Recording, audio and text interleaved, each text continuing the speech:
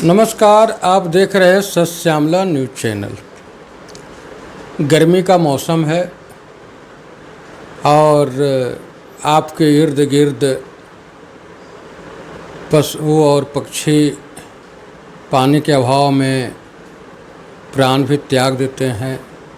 तो आप सभी दर्शकों से आग्रह है कि आप अपने घरों के आसपास, छतों पर, गलियों में, किसी डब्बे में, किसी मिट्टी के बर्तन में खाना रखें न रखें, लेकिन पानी अवश्य रखें ताकि प्यासे पशु पक्षियों का प्राण नहीं जाए, बच जाए। इस बात पर आप सभी दर्शक ध्यान दें। और आज हम आप लोगों के बीच राष्ट्रीय अस्मिता एवं समकालीन समस्याओं पर चर्चा करेंगे। राष्ट्रीय अस्मिता पर चर्चा करने के लिए हमारे साथ हैं लेखक अक्षय कुमार जी। सर, आपका हमारे चैनल में स्वागत है। आप लोगों का भी हमारी ओर से और साथियों की ओर से बहुत बहुत धन्यवाद। राष्ट्रीय अस्मिता का मतलब है कि देश की या राष्ट्र का एक विशिष्ट या अलग पहचान, और यह पहचान जो है उसके बल पर देश में विदेश में भी अपनी एक महत्ता बनती है। और उस पहचान के पीछे आज जो वर्तमान में समस्याएं हैं, इन अस्मिता के ह्रास की जो समस्याएं हैं, जैसे में अलगाववाद, आतंकवाद, भाषावाद एवं सामाजिक विभाजन, इन सभी समस्याओं पर चर्चा करेंगे। किस तरह से अलगाववाद से हम एक दूसरे से अलग हो रहे हैं, आपस में वैमनस्यता बढ़ रही है जो राष्ट्र की एकता अखंडता पर कुठाराघात करती है। सर, भारत की जो राष्ट्रीय अस्मिता है, उस अस्मिता के चंद समस्याएं हैं। उन समस्याओं में प्रमुख समस्या आपके नज़र में क्या है? ये एक तो पहले जब हम राष्ट्रीय अस्मिता की जब बात करते हैं तो राष्ट्रीय अस्मिता की समझ आप जिस तरह से आप समझते हैं, आप उसी समझ के अनुरूप उसकी जो समस्या है, मौलिक समस्या, जो प्रमुख समस्या जो आप जानना चाहते हैं, तो उसकी प्रकृति तय होगी। क्योंकि अस्मिता इस तरह की कोई रोग, बीमारी, कोई कमजोरी आचरणगत नहीं है कि उसके सिम्टम्स होंगे कि बुखार है तो उसके क्या कारण सर्दी खांसी हो सकता है, धूप लग गई होगी, या दूसरे भी और कुछ फंगल इन्फेक्शन है, इस तरह से। उसी तरह से राष्ट्र की जो अस्मिता है, पहली बात है कि हम उसको कैसे देखते हैं, हम उसके संदर्भ और उसके अभिप्राय क्या हैं। आप बता भी रहे थे कि राष्ट्रीय अस्मिता की जैसे ही हम बात करते हैं तब उसके सम्मान, उसकी गरिमा के सवाल अपने आप उभरने लगते हैं और वह एक तस्वीर बनती है कि यह, अगर अस्मिता की बात श्यामल जी कह रहे हैं तो राष्ट्र की गरिमा की बात कर रहे हैं, उसके मान सम्मान प्रतिष्ठा की बात कर रहे हैं। हम जब उसकी बात करते हैं तब वह उसके अस्तित्व से भी जुड़ जाता है। हम इसीलिए कह रहे हैं कि अस्मिता, राष्ट्र की अस्मिता का सवाल एक बहुत ही गंभीर मामला है।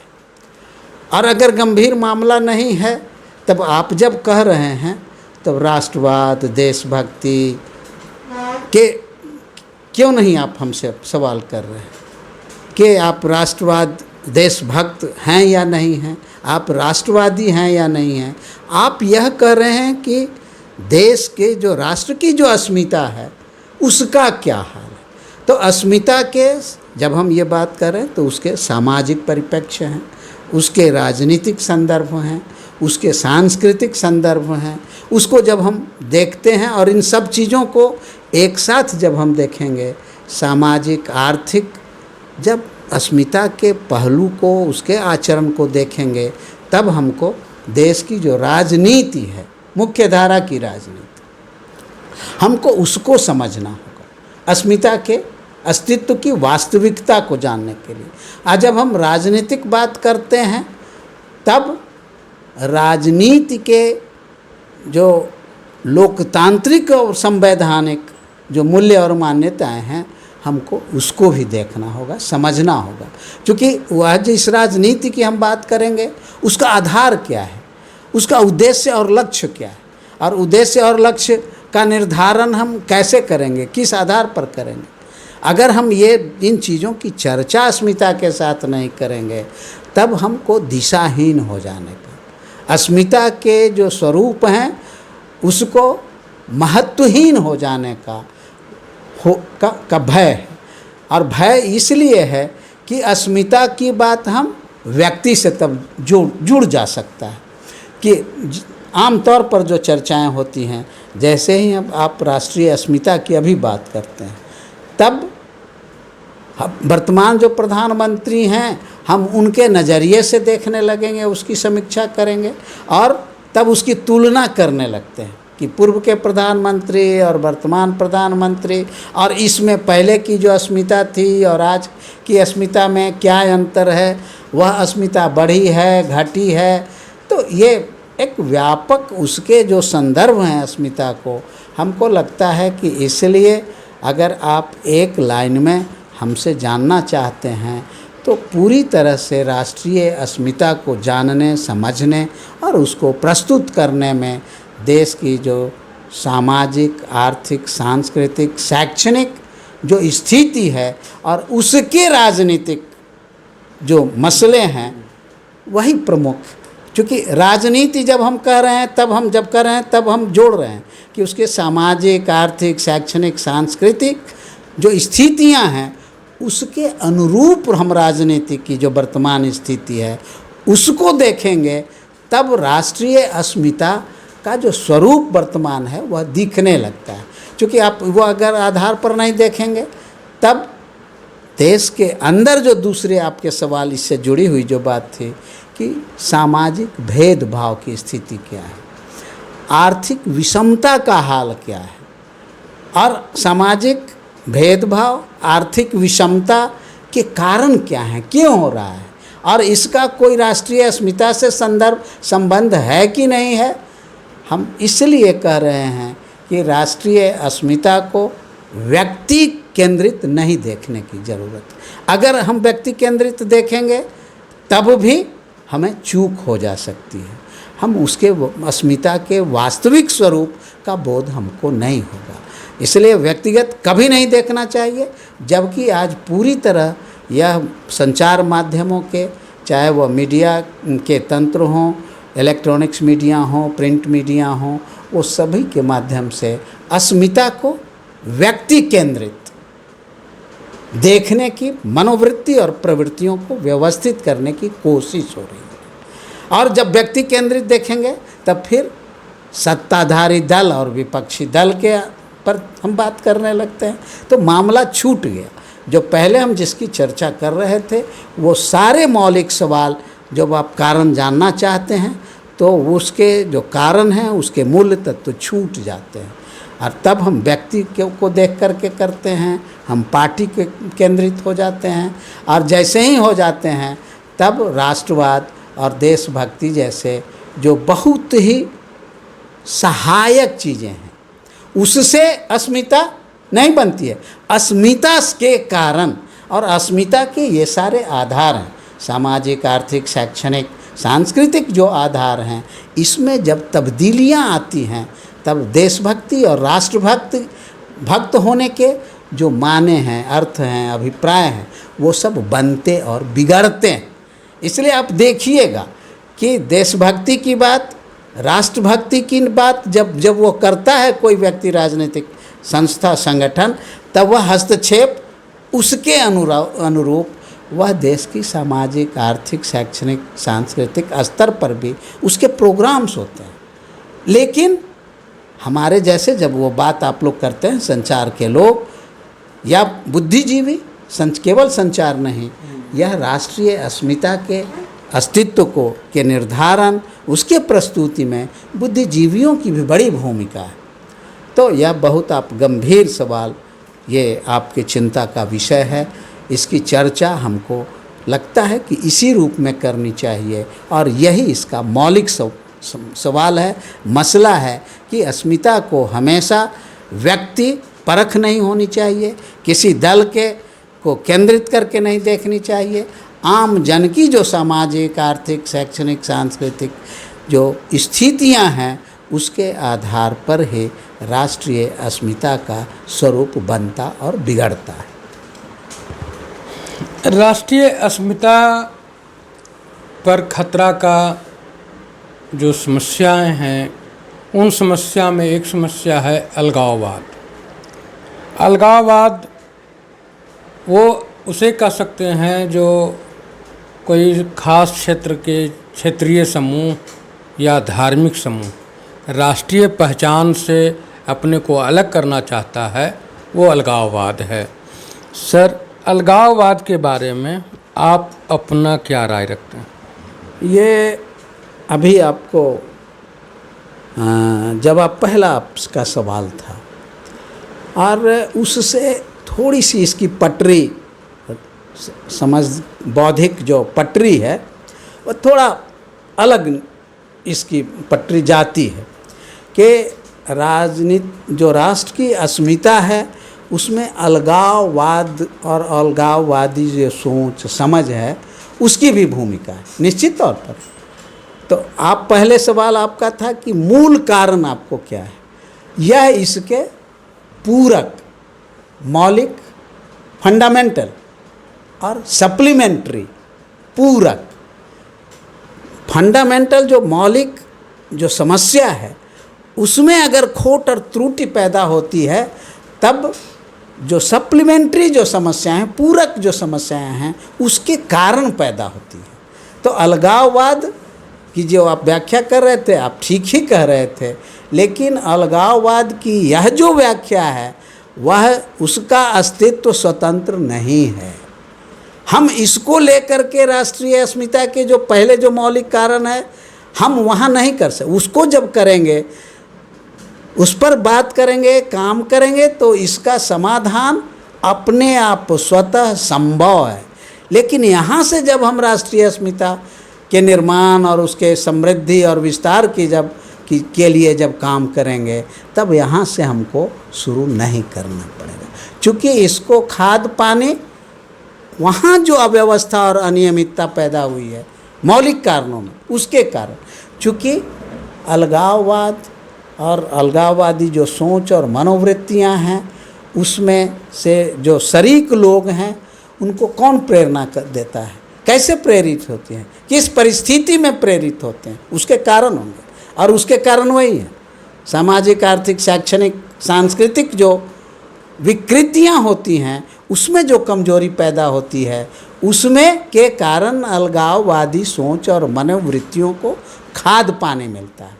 और जो खाद पानी मिलता है, उसमें अब देखेंगे कि सत्ताधारी जो दल हैं, दो चीज़ें आपको देखिएगा कि जो राजकीय व्यवस्था में वर्तमान पूरी देश और दुनिया के अंदर, राज्य के अंदर, मोहल्ले के अंदर, कि यह अंतर विरोध जब पैदा होता है समाज के अंदर, वह अंतर विरोध जातीय हो सकता है, वह अंतर विरोध सांप्रदायिक हो सकता है, वह अंतर विरोध आर्थिक हो सकता है, वह अंतर विरोध शैक्षणिक हो सकता है, वह सांस्कृतिक हो सकता है। इस अंतर विरोधों के कारण जो एक दूसरे के प्रति असहमति के भाव पैदा होते हैं, जिसका रूपांतरण होता है घृणा, नफरत में, और वह अंत में तब वह हिंसात्मक स्वरूप भी ग्रहण करता है। तो यह पूरे जो संदर्भ हैं, इसको आज के दिन में देखने की ज़रूरत है। हम अलगाववाद को इससे अलग करके एक स्वतंत्र उसके अस्तित्व की कल्पना करने लगे हैं। इसलिए राष्ट्रीय अस्मिता के जो संदर्भ हैं और अलगाववाद का, इसको जोड़ करके एक साथ देखने की ज़रूरत है। और ये नहीं देखने के कारण अलगाववाद का राजनीतिक उपयोग शुरू हो गया है। और तब आप देखिएगा, मैं नहीं कह रहा हूँ, जो सत्ताधारी दल हैं वो एक दूसरे के ऊपर आरोप और प्रत्यारोप में कौन किसके साथ खड़ा है, कौन किसका सफाया चाहता है और कौन किसके सहयोग से वह पलता और पुष्पित फलवित होता है, ये चीज़ें जो आरोप प्रत्यारोप होती है, मैं इसी की बात आपको कह रहा हूँ कि अलगाववाद को स्वतंत्र रूप में देखने की जो राजनीतिक भूल हुई है और अभी भी उसी राजनीतिक भूल को हम स्थापित करने की कोशिश कर रहे हैं सारे राजनीतिक दल। चूँकि अब तो नया समाज और मानवीय समाज बनाना अब तो उद्देश्य नहीं है किसी का, नहीं, अब तो चुनाव जीतना हारना है और चुनाव जीतने हारने के लिए अलगाववादी जो मूल्य मान्यताएं हैं, जातिवादी, सांप्रदायिक, आर्थिक जो मसले हैं उसका उपयोग कर रहे हैं। इसलिए अलगाववाद की जो मनोवृत्तियां और प्रवृत्तियां आज के दौर में विकसित हुई हैं और उसका सैद्धांतिकरण बुद्धिजीवियों ने किया है। आप देखिएगा, हम जब ये बात कर रहे हैं तो बुद्धिजीवियों का देखिएगा कि इस पर इतने शोध हुए हैं और इतने लोग किताब लेख लिखते हैं। वो जितने बात करते और लिखते पढ़ते हैं उससे अलगाववाद का स्वतंत्र अस्तित्व कायम हुआ है और वो जब कायम हो गया तो आम जन, सामान्य जन उसी तरह से देखता है। उसके दिमाग में जो सवाल उठते हैं और उसके समाधान के रास्ते निकलते हैं वह राज्य प्रायोजित होता है, वह सत्ता की ज़रूरत के अनुरूप होता है, वह आम जन की ज़रूरत के अनुरूप, उसके ज़रूरत के अनुरूप अलगाववाद के समस्याओं के समाधान की बात नहीं हो रही है, नहीं की जा रही है। इसलिए श्यामल जी, हमको लगता है कि अलगाववाद और राष्ट्रीय जो अस्मिता का जो संबंध है इसको बहुत ही रचनात्मक नज़रिए से, मानवीय दृष्टि से देखने और समझने की ज़रूरत है। राष्ट्रीय अस्मिता में ह्रास के लिए या राष्ट्रीय अस्मिता के कमज़ोर करने के एक और जो कड़ी है वह कड़ी है आतंकवाद। आतंकवाद जो हमारे देश के सीमाओं पर धर्म के नाम पर या दूसरे देश के सहयोग के नाम पर से चलाया जाता है, उसका मुख्य उद्देश्य होता है समाज में डर पैदा करना और उसके सामाजिक विखंडन करके राष्ट्रीय अस्मिता को कमज़ोर करना। सर, राष्ट्रीय अस्मिता के कमज़ोर करने में आतंकवाद का क्या योगदान? ये आपको सीधी एकदम एक लाइन में अगर हमसे पूछेंगे जो कहना बहुत घातक है कि आपका जो सवाल है कि वह जो आतंकवाद है वह इसका सबसे प्रमुख औजार है, साधन है। अलगाववाद के अस्तित्व को बनाए रखने के में आतंकवाद का सहारा लिया जाता है। अब फिर यहाँ आप देखिएगा कि पहले राष्ट्रीय अस्मिता से अलगाववादी जो मनोवृत्तियाँ, प्रवृत्तियाँ हैं, आचरण हैं, उसको अलग छांट करके देखा, खंडित करके देखा गया और खंडित करने के लिए जातीय, सांप्रदायिक जो मूल्य मान्यताएं हैं, सोच और समझ है, व्यवहार है, उसको समृद्ध किया गया। अब अलगाववाद और राष्ट्रीय अस्मिता के जो जिसकी चर्चा हम कर रहे थे कि उसकी मनोवृत्ति, उसको रचनात्मक नज़रिए से, इंसानियत के नज़रिए से देखने की प्रवृत्ति नहीं पैदा हो जाए, इसलिए एक और बड़ा ढेला, राजनीतिक ढेला जो समाज है, मानव समाज है, इस मानव समाज में खलबली, अस्थिरता, अव्यवस्था को बनाए रखने के लिए हिंसा की जो इसका की आप चर्चा कर रहे हैं कि जो हिंसात्मक जो मनोवृत्तियाँ और प्रवृत्तियाँ हैं, इसके को खाद पानी मिलने लगा। पहले अलगाववादी कार्रवाई हुई विखंडन का, जातियों के आधार पर, राज्यों के, अभी भी आप देखते हैं, बता रहे थे कि भाषा के आधार पर, क्षेत्र के आधार पर, ये सारी जो खंडन विखंडन की जो कार्रवाई, राजनीतिक कार्रवाई, उस विलगाव में को और मजबूत करने के लिए, उसको पोषित करने के लिए आतंकवाद की जो प्रवृत्तियां हैं उसका सृजन हुआ। और उसके सृजन के लिए पूरी व्यवस्था है, शास्त्रीय भी व्यवस्था है, उसके तर्क भी है कि आतंकवाद। और आप जब उसको देखते हैं तब थोड़ा आज के दिन में, चूँकि आज जब हम लोग बात कर रहे हैं तब आज का जो मानव समाज है वह मानव समाज अब ग्लोबल हो गया है। विश्व दृष्टिकोण इसलिए ज़रूरी हो गया है। जब ग्लोबल विजन से नहीं हम देखेंगे, हम लोग, चूँकि क्या हो रहा है कि अभी भी एक तरफ व्यवसाय के स्तर पर, पढ़ाई के स्तर पर, चिकित्सा के स्तर पर हम वैश्विक दृष्टि और नज़रियों की बात करते हैं और विकसित भी हुई है, लेकिन दूसरी तरफ राज्य के जो भौगोलिक क्षेत्र हैं वह भी राष्ट्रीय अस्मिता के ये सारे अंग हैं, अंश हैं।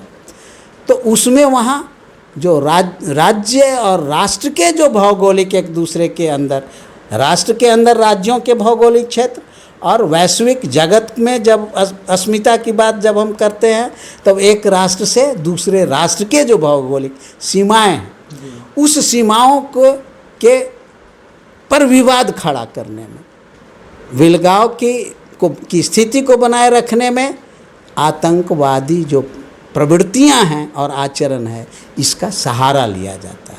और ये सारे लोग करते हैं। रहा न कोई कुलरोवन हारा, यह बात नहीं है कि अगर पाकिस्तान हिंदुस्तान में करता है तो हिंदुस्तान भी पाकिस्तान में करता है। ये मैं नहीं कह रहा हूँ, ये सारी चीज़ें सर्वविदित हैं, सर्वमान्य हैं। चीन भी करता है हिंदुस्तान में, हिंदुस्तान कोशिश करता है। आप देखिएगा कि CIA और पूरा जो अरब के देशों में अमेरिका का किस तरह से वह करता है, और वह उसके परिणति भी आपको आता है कि चाहे वह भिंडरवाले का सवाल हो, चाहे वह बड़े बड़े आतंकवादी जो व्यक्ति मारे गए, जिनकी हत्याएं हुई हैं, और आतंकी जो प्रवृत्तियां और उनके काम हैं वो जो पड़े हुए हैं, लोग की चर्चा में है, वो सब लिखित भी है। वो सारी चीज़ें अपने आप कोई व्यक्ति बना नहीं है, उसकी तैयारी होती है, और उस तैयारी में सामाजिक, आर्थिक, शैक्षणिक, सांस्कृतिक कोई खाद पानी देता है, कोई सहयोग करता है। वह सहयोग में छोटे स्तर पर देखिएगा तो जातीय आधार पर सहयोग मिलता है, उससे बढ़िएगा तो सांप्रदायिक आधार, संप्रदायों के हीरो बनते हैं और उसके अलगाववादी प्रवृत्तियों के नायक बनते हैं जो हिंसक प्रवृत्तियों का नेतृत्व करते हैं। और फिर उससे आप राष्ट्रीय स्तर पर जाएंगे तो राज्य से अलग राष्ट्र के स्तर पर जो राष्ट्र की जो सत्ताधारी शक्तियाँ होती हैं वह उनका लालन पालन पोषण का काम करती हैं। इसलिए वह आपकी चिंता से हम सहमत हैं, लेकिन इसको के भी फलक को, इसको देखने समझने के और इसके नियंत्रण के जो उपाय हैं, तौर तरीके होने चाहिए, उसके नज़रिए को खोलने की ज़रूरत है। और उसको खोलने के लिए मैं इसलिए बात कर रहा हूँ कि उसका समाधान प्रशासकीय और सैनिकीय संभव नहीं है। अगर सीमाओं के स्तर पर जो आतंकवाद का जो भय और आतंक और जो स्थितियाँ बनी हुई हैं, उसके लिए दो सीमाओं के अगल बगल की जो जनता, उनके बीच में रचनात्मक संवाद प्राथमिक दायित्व है। उसके बगैर, चूँकि वही संरक्षण अंत में आप देखिएगा, अरे भाई अब तो पूरे बिहार के अंदर जब क्रांति हो रही थी सामाजिक परिवर्तन के लिए, खास करके गया, जहानाबाद, अरवल, पटना, ये सब इलाके में जब हो रही थी, तो वैसे उन लोगों का ठौर ठिकाना कहाँ रहता था, कहाँ वो रहते थे, कहाँ खाते पीते थे, कहाँ सोते थे, कौन उनको सहारा देता था। उसी तरह से जब राष्ट्रीय और अंतर्राष्ट्रीय स्तर पर जब चीज़ें घटती हैं तब हम भूल जाते हैं अपने गांव, अपने अगल बगल में जो आतंकवादी विलगाववादी शक्तियों को जो प्रश्रय मिला, जो जन्म हुआ, वो ये सोचते हैं कि ये अलग है और वो अलग है।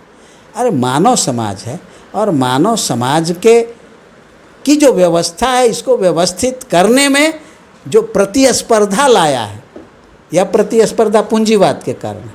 यह पूंजीवादी जो प्रतिस्पर्धा, हम बड़ा कि तुम बड़ा, हमारी जो ये गरिमा, हमारी प्रतिष्ठा ज़्यादा होनी चाहिए या तुम्हारी, वहीं चूक होता है, वहीं जो हर लोग इंसान है और हर का जो के जो जीवन जीने के जो अवसर हैं वह मानवीय और सामाजिक होना चाहिए, इनको निगेट किया जाता है। इसकी अनदेखी और अवहेलना जब करते हैं तब दो राष्ट्रों के बीच के जो लोग रहते हैं, चूँकि समस्याएं समान रूप से होती हैं। पाकिस्तान के उस पार भी हम लोग कहते हैं ना कि वहाँ से भूख से लोग मर रहे हैं, वहाँ दवा की कीमत, वहाँ पानी शुद्ध पेयजल की समस्या, तब वहाँ भी है। और यहाँ भी हम कुछ लोग कहते हैं कि अभी भी लोगों को समुचित आवास की व्यवस्था नहीं हुई है, शुद्ध पेयजल की व्यवस्था नहीं हुई है, अगर पानी भी है तो उसमें आर्सेनिक और क्या क्या बढ़ गया है। तो समस्या जो पीने के पानी, रहने के लिए घर, बच्चों की पढ़ाई के लिए, रोग के इलाज के लिए अगर हिंदुस्तानी को चाहिए तब पाकिस्तानी को भी चाहिए।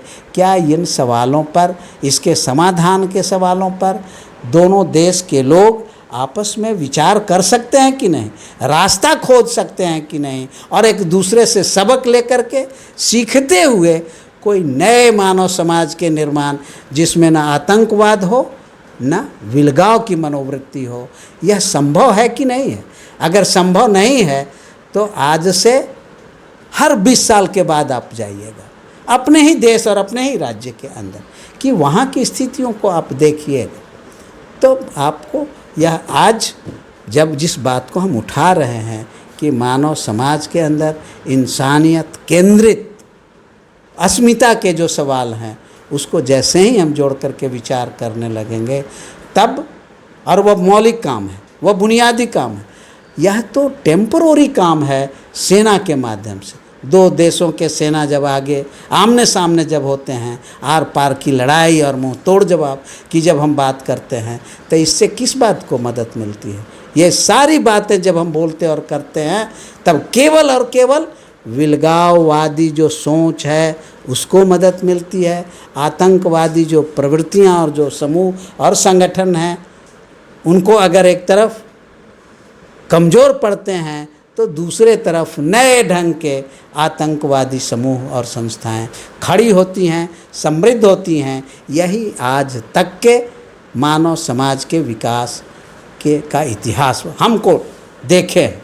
और हमको लगता है कि इस पर हम जब आपको कह रहे हैं तो हम कह रहे हैं कि इसको और व्यापक स्तर पर बातचीत का विषय बनाना चाहिए। और ये सवाल भी आपसे हम सहमत हैं। राष्ट्रीय अस्मिता में ह्रास के या कहिए राष्ट्रीय अस्मिता की एक और समस्या जो मुख्य रूप से है वह है भाषा के नाम पर आपस में लड़ना कि मेरी भाषा बेहतर, तुम्हारी भाषा बेहतर नहीं, कोई कह रहा कि तुम्हारा नहीं मेरा बेहतर। पूरे भारत में 100 से ऊपर भाषाएं बोली जाती है, लिखी जाती है, लेकिन भाषा के नाम पर आपस में लड़ना भी राष्ट्रीय अस्मिता में ह्रास की एक वजह है। तो भाषा के नाम पर आपस में विघटित होना, इस पर हमारे वक्ता महोदय अपना क्या राय रखते हैं, जानते हैं। ये श्यामल जी तो बहुत मौजूद भी सवाल है, क्योंकि अभी अपने देश में आप देख भी रहे हैं कि ये चीज़ें चल रही हैं अंदर अंदर से। राज्य सत्ता को जब लगता है कि इन चीज़ों का सत्ता में वापसी के लिए यह सहयोगी मुद्दा बनता है तो इसको उठाने की कोशिश करते हैं। जब देखते हैं कि इसके जो विरोध का जो पक्ष है वह गोलबंद ज़्यादा तेज़ी से हो रहा है तो फिर ठंडा पड़ता है। इसलिए बहुत साफ चीज़ें हैं। और यह जितनी पहली हम बात की है कि भाषा का जो माध्यम है वह इंसान के इंसानियत के निर्माण का सबसे मजबूत अगर औजार है तो वो भाषा है। क्योंकि कोई भी व्यक्ति किसी भी जाति का हो, किसी भी क्षेत्र और भाषा का हो, वह सोचता है कैसे। हम जब कह रहे हैं सोच समझ व्यवहार, तो पहले तो व्यक्ति सोचता है ना, तो सोचने का माध्यम क्या है? भाषा। तो सबसे बुनियादी औजार और साधन है भाषा। वह सोचता है, समझता है, विश्लेषण करता है सारे और फिर प्रस्तुत करता है, और उसके माध्य साधन क्या है? भाषा। तो इस पर तो मतांतर होगा, होना चाहिए, ये स्वागत योग्य बात है। चूँकि एक बंगाली तमिल लड़का, एक बिहारी लड़का, बच्चा और इंसान कैसे सोचेगा, उसमें अंतर है। और इसीलिए यहीं पर आपको चीज़ें आती हैं, मातृभाषा का शब्द बना, और मातृभाषा के सवाल को लेकर के शिक्षा में और शिक्षा के को राज्य सत्ता की राजनीति में यह बहुत महत्वपूर्ण मुद्दे बने।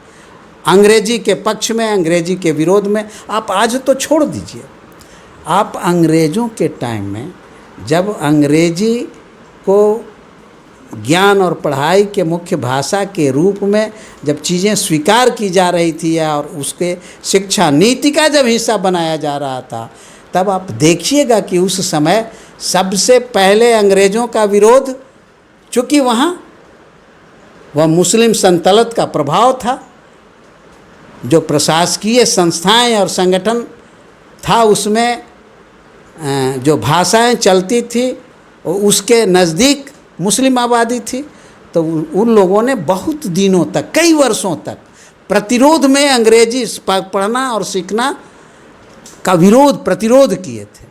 और उसी में आप देखेंगे कि कुछ लोगों की बातें लिखी हुई भी हैं, इस पर अध्ययन भी हुआ है कि उसमें जो हिंदू लोग आबादी थी वो उन लोगों का प्रतिरोध नहीं था, इसलिए अंग्रेजी की जो पढ़ाई थी और अंग्रेजी का जो माध्यम था पढ़ाई का, उसमें वो लोग पहले जुड़ गए और प्रतिरोध में उनकी आबादी पीछे रह गई थी।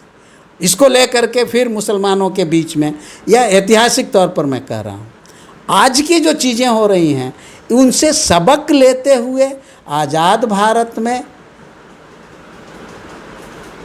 त्रिभाषा फॉर्मूला का जो आपको भय है विलगाव और आतंक का, कि भाषा की जो भूमिका है विलगाववादी प्रवृत्तियों और आतंकी घटनाओं और क्रियाकलापों के विकास नहीं हो, क्योंकि उसको भी लोग बना दे रहा है औजार अपने सत्ता की राजनीति के लिए, वह नहीं हो, इसके लिए पूर्व में इसी देश के अंदर अभी वर्तमान जो भारत की जो भौगोलिक स्थिति है, इसी में त्रिभाषा फॉर्मूला सूत्र का ये फॉर्मूला बनाया गया, उसको स्वीकार किया गया था। उसमें पहले भी एक बार हम लोगों ने ये किया था कि उसमें जो हिंदी भाषाई क्षेत्र के लोग हैं, इन लोगों ने उस संकल्पना की, उस स्थापना के साथ घातक और विश्वासघाती काम किया था। और जब विश्वासघाती काम किया था तब उसका मूल्यांकन भी हुआ, संदेश भी गया गैर हिंदी जो क्षेत्र हैं, राज्य हैं वहाँ, कि अच्छा हिंदी वाला तो हम लोगों को ठग लिया, हम लोगों के यहाँ हिंदी के सवाल को लेकर के हिंदी के शिक्षक, हिंदी के जो विषय हैं और विषय वस्तु हैं, उसके जो वर्णमाला हैं, भाषा है, सीखने की व्यवस्था स्कूलों में की गई।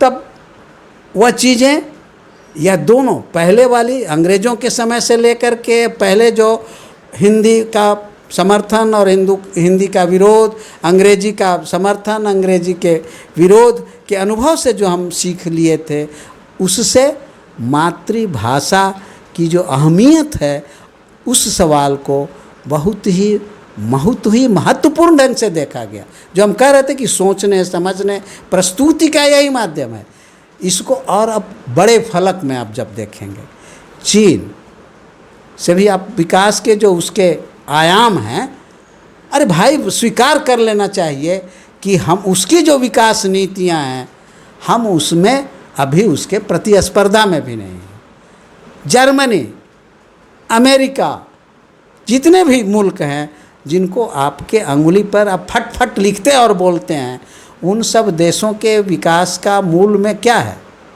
उसकी पढ़ाई में के केंद्र में मातृभाषा है।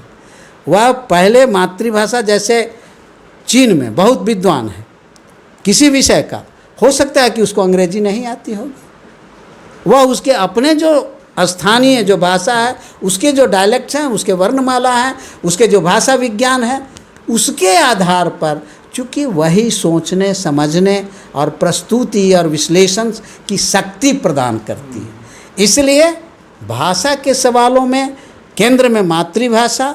और दूसरे जो सवाल हैं, हम जब यह कह रहे हैं मातृभाषा, तब हम दूसरे जो पूरक और सहयोगी जो भाषाएं हैं हम उनके विरोध की बात नहीं कर रहे हैं, हम कह रहे हैं कि उनकी भूमिका सहयोगी की है। सहयोगी की इसलिए कि अगर हम तमिल में, बांग्ला में अगर हम खूब पढ़ते हैं और हमें ज्ञान हो गया, हमें किसी जानकारी हो गई, तब उनके संप्रेषण में वह भाषा बाधक होती है, सीमांकन उसका होता है। उसको तोड़ने, उसको सीमित करने की भी ज़रूरत है, ताकि उनके जो ज्ञान है, उनके जो अनुभव हैं, उसका अधिक विस्तार हो, दूसरे राज्यों और दूसरे देशों में हो।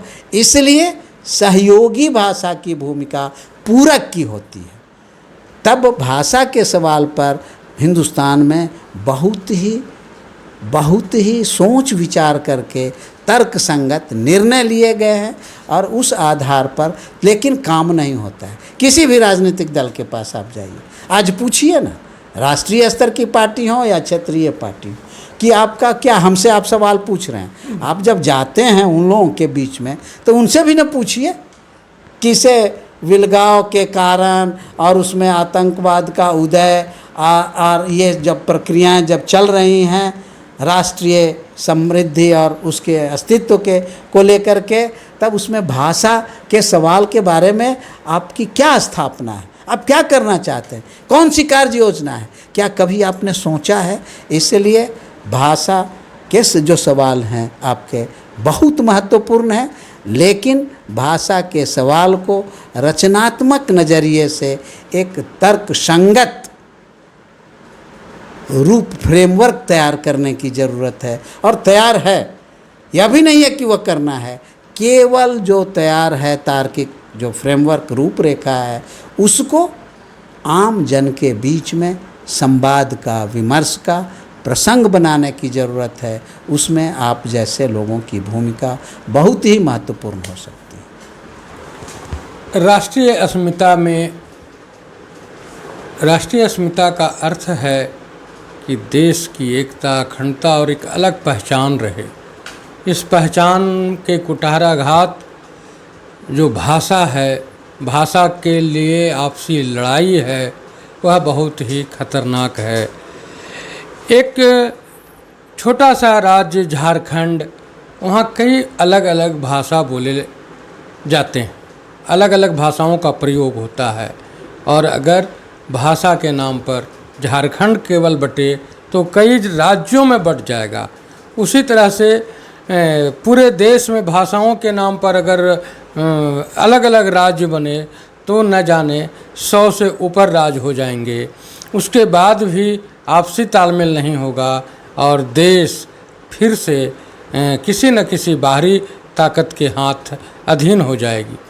तो इसीलिए हम लोगों को जो भारत के वासी हैं, उन्हें भारतीय अस्मिता, राष्ट्रीय अस्मिता को बचाने की जिम्मेवारी लेनी चाहिए, चाहे वो किसी भाषा के हों, किसी क्षेत्र से हों।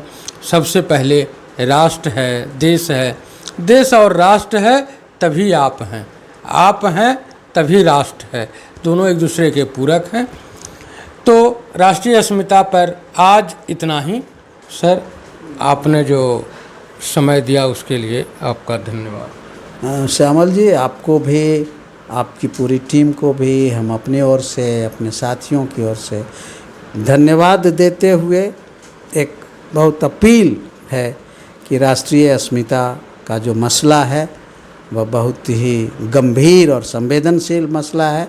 इस मसले में भाषा के संदर्भ को, सवाल को जो आपने उठाया है कि लोगों के अंदर रचनात्मक एकता स्थापित करने और उसको जनोपयोगी कैसे अधिक से अधिक बनाया जाए, इस सवाल को भी आपने उठाया है।